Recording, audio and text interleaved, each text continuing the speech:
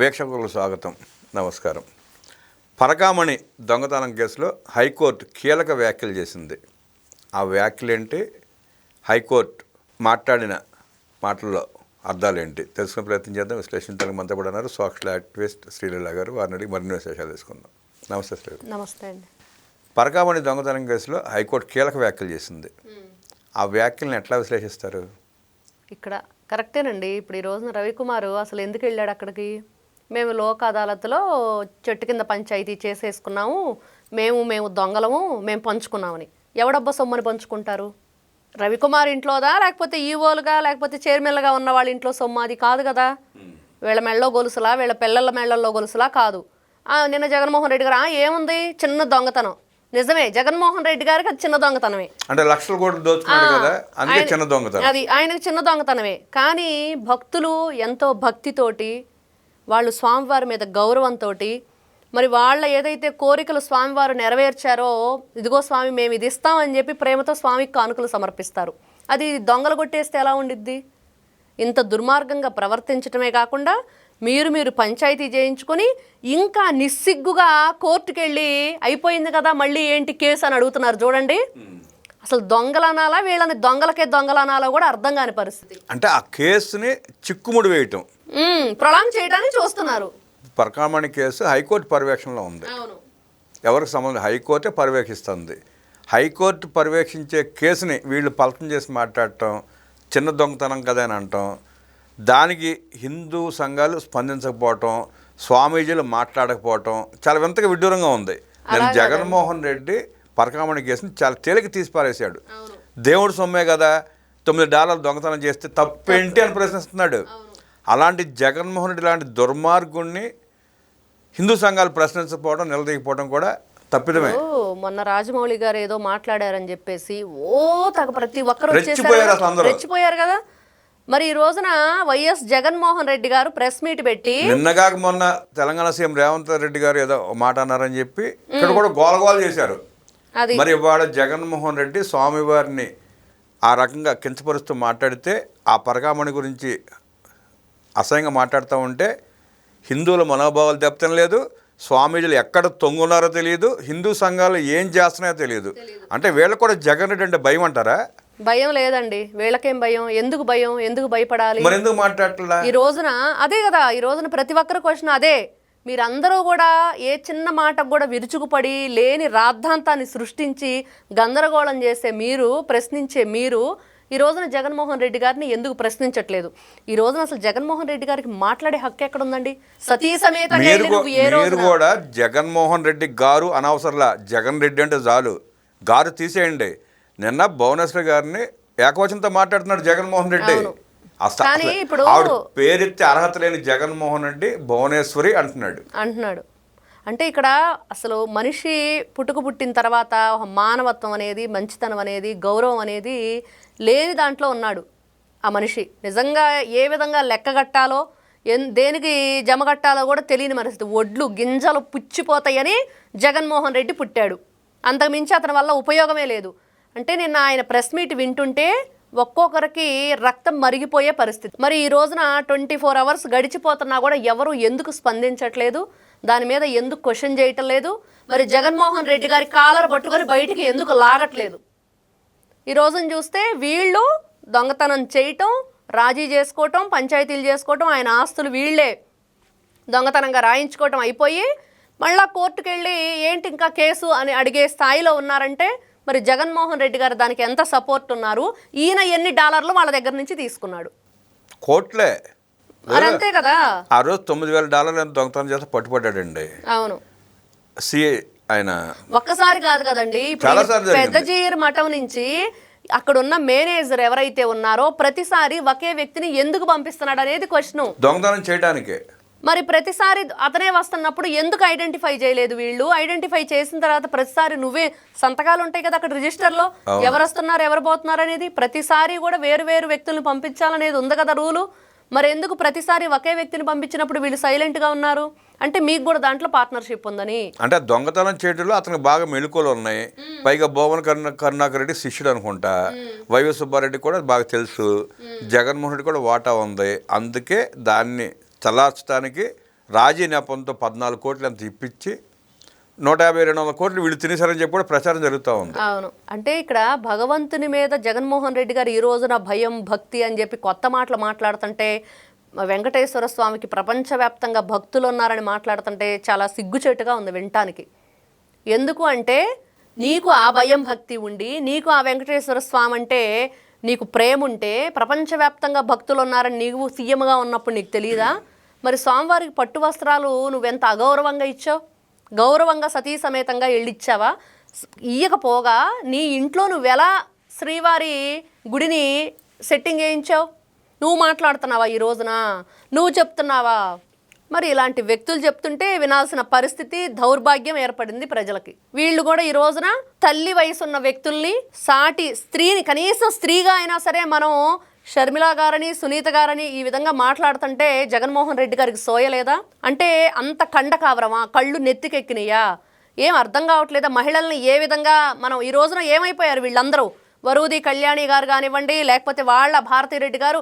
ఇక్కడ ఒక విషయం గుర్తుపెట్టుకోవాలండి, భారతిరెడ్డి గారు సొంత ఇంటి ఆడపడుచు షర్మిలారెడ్డి గారికి మరి ఏదైతే ఇంత నీచాతి నీచంగా వీళ్ళు పోస్టులు పెట్టనివ్వండి, ఆవిడ క్యారెక్టర్ అసాసినేషన్ చేయండి, ఆవిడ ఎల్లో చీర గురించి సొంత అన్నే మాట్లాడివ్వండి, ఏ రోజు ఖండించింది లేదు. వాళ్ళ పేపర్లోనే, వాళ్ళ ఛానల్లోనే చెప్పించడం. అమరావతి దేవతల రాజధాని అంటే వేసేల రాజధాని అని నీచంగా చెప్పించిన వీళ్ళు మహిళలకు గౌరవిస్తారని, మరి సాటి మహిళలు ఎవరైతే ఆ పార్టీలో ఉన్నారో వాళ్ళు దాన్ని ఖండిస్తూ మేము దీన్ని అడ్డుకుంటున్నాం, జగన్మోహన్ రెడ్డి గారు మాట్లాడటం తప్పేనని చెప్పి ఏ రోజైనా మాట్లాడతారేమోనని చూస్తూ ఉన్నాం. కానీ ఎవ్వరికి కూడా ఆ సోయ కానీ ఆలోచన కానీ లేదు. మరి మహిళల్ని ఒక మహిళలుగా వాళ్ళు ఎప్పుడు కూడా గౌరవించి మరి మాట్లాడినప్పుడు, అగౌరవపరిచినప్పుడు, సపోర్ట్గా లేనప్పుడు వాళ్ళని మహిళల కింద జమ కట్టాలా, సెకండ్లుగా జమ కట్టాలా? సెకండ్లే.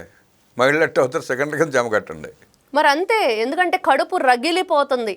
అమరావతి రాజధానిని ఆ రోజున మహిళలను మాట్లాడినప్పటి నుంచి ఈ రోజున భువనేశ్వరి గారిని మాట్లాడుతున్న వరకు వీళ్ళు మాట్లాడే విధానం అంటే వీళ్ళకి గౌరవం లేదు, మర్యాద లేదు. వాళ్ళకి ఎక్కడికి వెళ్ళినా కూడా ఉమ్మినా కూడా తుడుచుకొని వెళ్ళే రకాలు. అందుకని చెప్పేసి ఎవరినైనా అలానే మాట్లాడతారు. మీరు జగన్మోహన్ రెడ్డి తన సొంత తల్లినే, కన్న తల్లినే క్యారెక్టర్ అసాసిన్ చేపిస్తూ మాట్లాడించాడు, ట్వీట్లు వేయించాడు, ప్రచారం చేయించాడు. అలాంటి వాళ్ళకి, అలాంటి మూర్ఖులకి, అలాంటి అజ్ఞానులకి పరస్త్రీలని గౌరవించి మాట్లాడటం వచ్చని చెప్పి మనం ఊహించలేము, అనుకోలేము. అవునండి, ఎన్ని జన్మలు ఎత్తినా కూడా రాదు అనేది వాస్తవం. మరి ఈ వ్యక్తి ఈ రోజున ప్రెస్ మీట్ పెట్టి మరి నారా చంద్రబాబు నాయుడు గారి గురించి, సిట్ అధికారుల గురించి మాట్లాడుతుంటే మరి ఎందుకు ఈ రోజున ప్రభుత్వం చూస్తూ ఊరుకుంది? ఎందుకు జగన్మోహన్ రెడ్డి గారికి కాళ్ళు తీసుకొస్తుంది ఈ రోజున ప్రభుత్వం? మాట్లాడే నోరు ఎట్లా లెగుస్తుంది? ఇన్ని కేసులుండి 12 సంవత్సరాలుగా బెయిల్ మీద ఉంటూ మీరు ఈ విధంగా మాట్లాడటాన్ని అసలు ప్రభుత్వం అయితే ఈ రోజున చేతగాని ప్రభుత్వం, మంచి ప్రభుత్వం అనేది ఈ రోజున ప్రజల నుంచి వస్తుందండి. అంటే అతి మంచితనం, చేతగానితనం అనుకుంటున్నాడా జగన్మోహన్ రెడ్డి? ఈ రోజున నిజంగా తిరుమల తిరుపతి దేవస్థానంలో ఏదైతే పరకామణి విషయం ఉందంటే దీంట్లో అతి ముఖ్యమైన సాక్షి సతీష్ కుమార్ గారు. ఆయన లేకపోవటం బాధాకరం, ఇంకొక వైపు వీళ్ళకి ఆనందకరం. ఎందుకంటే ఆహా ఓహో మాకు ఇంకా హ్యాపీ ఆయన లేడు కదా. ఆ కేసు రాజీ సమయంలో ఉంది ఆయనే. అవును, ఆ రవికుమార్ ఆయన దొంగను పట్టుకుంది ఆయనే. స్పష్టంగా ఆయనకి తెలుసు కాబట్టి ఆయన అంతం చేసేసారు. అంటే కేసు వీగిపోద్ది అంటున్నారు అంతం చేస్తే. కాకపోతే అప్పటికే ఆయన కోర్టులో స్టేట్మెంట్ ఇచ్చాడు, సాక్ష్యాలని చూపించాడు. వీళ్ళు ఈ దొంగలు ఎక్కడికి పోరండి, వీళ్ళు దొరుకుతారు. కాకపోతే నాలో లేట్ అవ్వచ్చు. పాపం పండాలి. ఆ పాపం పండినప్పుడు భగవంతుడే వీళ్ళ భరతం పడతాడు. ఖచ్చితంగా ఇక్కడ రవికుమార్ గారు అనే మాటలకు కానివ్వండి, కోర్టు నుంచి వచ్చిన ఈ రోజున 11వ తారీఖు వాయిదా అయినట్టు కానీ ఖచ్చితంగా వీళ్ళకి శిక్ష పడి తీరాలి. అసలు దొంగతనం చేసిన దొంగ కోర్టుకి వెళ్ళి మాది రాజీ అయిపోయింది కదా ఇంకా కేసు ఎందుకు అని మాట్లాడటం ఏంటండి? ఇది అసలు ఇది విడ్డూరంగా ఉంది. అదే కదా మరి ఈ రోజున. అదే కాదు, మీకు వివేకానంద రెడ్డి గారి హత్య కేసులో మరి నిందితులను అడగట్లేదా? మీ గురించి విచారించాలా లేదా? మీరేమంటారు? మరి ఇది వ్యవస్థల్లో మార్పులు రావాలి, సెక్షన్స్ మారాలి. కోర్టులు ఏదైతే న్యాయస్థానాలు, గౌరవ న్యాయమూర్తులు దయచేసి దాంట్లో ఏ అయితే సెక్షన్లో ఉన్నాయో అవి మార్చండి. వాటిలో ఉన్న లొసుగులు చూసుకొని వీళ్ళు ఇట్లాంటి నీచమైన పనులు చేస్తూ తిరిగి మళ్ళా కౌంటర్లు వేయటం, పిటిషన్లు దాఖలు చేయటం, మళ్ళీ మేము రాజీ చేసుకున్నాం కదా, దొంగలం ఊళ్ళు పంచుకున్నాం కదా, మధ్యలో మీరేంటి మాకు చెప్పేది అంటే ఈ రోజున కోర్టును కూడా ధిక్కరించే స్థాయికి రవికుమార్ ఒక దొంగ మాట్లాడుతున్నాడంటే ఎలా చూడాలి? అంటే దొంగ మాట్లాడుతాం అంటే తన యజమాని జగన్ రెడ్డి ఎట్లా మాట్లాడుతున్నాడు అదే పందాలో మాట్లాడుతున్నారు ఈ దొంగలందరూ. అంతా స్క్రిప్ట్ రాసిస్తున్నాడు జగన్మోహన్ రెడ్డి. నేనేమంటాడు ప్రెస్ మీట్లో, సిట్ అధికారి ఎన్టీఆర్ ట్రస్ట్ భవన్లో ట్రస్టీ కృష్ణయ్య గారి బంధువు అంట. అసలు ఆ సిట్ని ఏర్పాటు చేసింది ఎవరు? అదే కదా మరి, హైకోర్టు. హైకోర్టు ఏర్పాటు చేసిన సిట్కిను చంద్రబాబు నాయుడు గారికి, భువనేశ్వర్ గారికి, ట్రస్ట్కి సంబంధం ఏంటి? ఎవరి బంధువు ఎవరైనా కావచ్చు. నీ బంధువులు అందరూ ఐఏఎస్లు, ఐపీఎస్లు, లేకపోతే కలెక్టర్లు తీసుకొని నీ పక్కన పెట్టుకున్నావు కదా నువ్వు. మరి జగన్మోహన్ రెడ్డి గారి ఇంట్లో పనిచేసే పనోళ్ళని తీసుకెళ్లి ఫైర్ సర్వీసులు ఇవ్వలేదండి? ఇంట్లో పనిచేసే పనాలకు ఫైర్ డిపార్ట్మెంట్ ఇచ్చారు.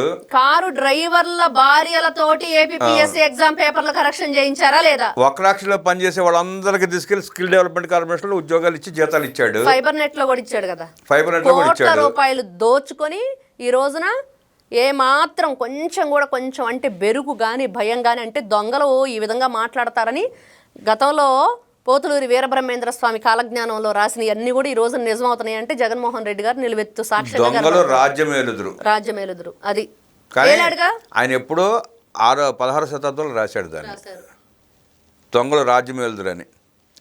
ఆయన రాసిన చరిత్రలో ఆయన భూములు కూడా ఆక్రమించుకుంటారని తెలియలే పాపం అప్పట్లో. తెలియలా, నిజమే, అలానే ఉంది. బ్రహ్మంగారి మఠం భూమిని మొత్తం అవినాష్ రెడ్డి మొత్తం తినేశాడంట. మొత్తం రాష్ట్రాన్ని జగన్మోహన్ రెడ్డి లూటు చేసుకుంటే కడప జిల్లాని అవినాష్ రెడ్డి లూటు చేసుకున్నాడు. ఉత్తరాంధ్రని విజయసాయి రెడ్డి, ఇటేమో రాయలసీమనేమో అవినాష్ రెడ్డి, వీళ్ళు ఇష్టం వచ్చినట్లుగా పంచుకున్నారు. చిత్తూరు జిల్లానేమో పెద్దిరెడ్డి రామచంద్రారెడ్డి, జగన్మోహన్ రెడ్డి రాజు, వీళ్ళంతా సామంత మూడు రాజధానులు ఇందుకనేనా వీళ్ళందరినీ కూడా దోచుకోవడానికి, 3 రాజధానులు దోచుకోవడానికి. ఈ రోజున మళ్ళీ ఇలాంటివన్నీ కూడా ఆరోపణలు, అపనిందలు, అగౌరవపరచడం, నీకు మాట్లాడటం చేత కాదు. నీకు అసలు జగన్మోహన్ రెడ్డి అనే వ్యక్తిని చేత కాదు. ఆ గంజాయి బ్యాచ్ని, ఆ సైకోగాళ్ళని, ఆ పేటీఎం కూలీలని, వాళ్ళని నమ్మించుకోవడం కోసం ఇట్లాంటి మా పిచ్చి మాటలు మాడుతూ ఉంటాడు. అదిగో మా పోటీగాడు మచ్చల పూలి వచ్చిందని చెప్పి వాళ్ళు డబ్బా కొట్టి తిరుగుతుంటారు కదా సోషల్ మీడియాలో, రప్ప అనుకుంటా. ఆ రప్ప ఏమైందో తెలుస్తుంది ఒకవాడికి. ఇవన్నీ భరించలేకే మన జడ్పీటీసీ ఎన్నికల్లో డిపాజిట్లు రాకుండా చాచి గవర్నమెంట్ కొట్టారు జగన్మోహన్ రెడ్డిని. పులివెంద ప్రజలు ఆల్రెడీ ఎలక్షన్లో 11 పరిమితం చేసి కొట్టారండి.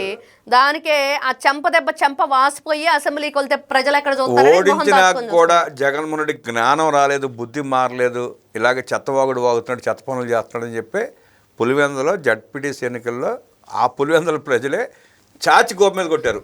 అవును. అయినా బుద్ధి జ్ఞానం రావట్లేదు జగన్మోహన్ రెడ్డికి. కనకపు సింహాసనం మీద సునకాన్ని కూర్చుండబెట్టినట్టు జగన్మోహన్ రెడ్డికి అధికారాన్ని ఇచ్చి ఎలా రాష్ట్రాన్ని దుర్గంధ పాలు చేశాడో చూశాకైనా ఇంకా ఆ కొద్దిమంది పేటీఎం గాళ్ళ మార్పు రావాలని, తక్షణ జగన్మోహన్ రెడ్డిని అరెస్ట్ చేయాలంటూ విశ్లేషించిన శ్రీలీల గారికి ధన్యవాదాలు తెలియజేస్తూ నమస్కారం.